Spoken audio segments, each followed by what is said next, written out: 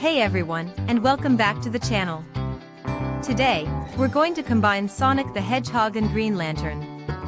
Let's start with a large, slightly oval shape for Sonic's head. It's not a perfect circle, a little wider at the top. Below the head, draw a smaller, slightly rounded rectangle or bean shape for his torso.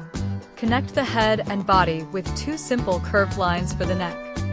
Draw a horizontal line across the middle of the head for eye placement and a vertical line for the center of the face. Then, two large, connected ovals for his eyes, almost like a mask shape. Add a rounded triangle or W shape for his snout/mouth area. Inside the eye shape, draw two smaller ovals for his pupils. Add a small oval for his nose and a simple curve for his smile. Now for the famous quills. We'll simplify them. From the back of his head, draw three large, curved triangle-like shapes pointing upwards and backwards. Don't worry about perfect spikes, just general shapes. Two simple, pointed oval shapes on top of his head for the ears. Draw two lines for the upper arm coming from the shoulder, and two for the forearm.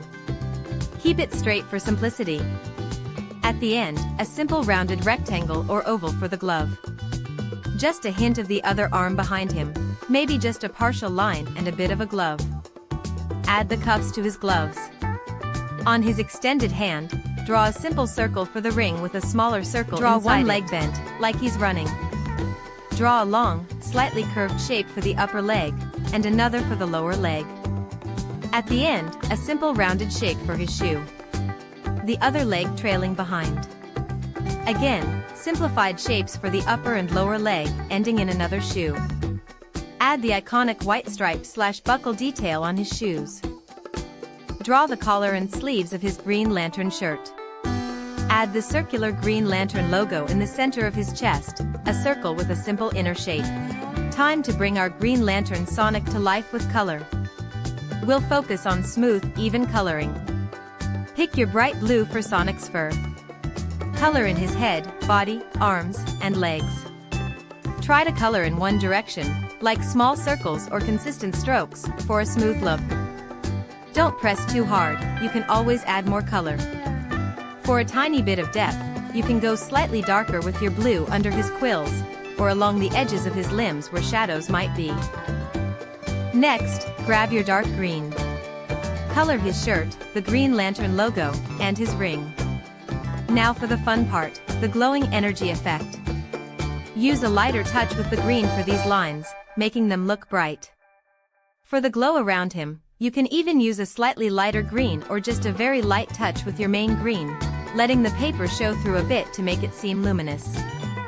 Use red for the main part of his shoes. Leave the white parts of his shoes and gloves white, or if your paper isn't bright white, you can use a very light gray or even a white-colored pencil to make them stand out. Look at your drawing. Do any areas need more color? Do you want to add a tiny bit more depth? Use light gray or pencil to shade on the white areas.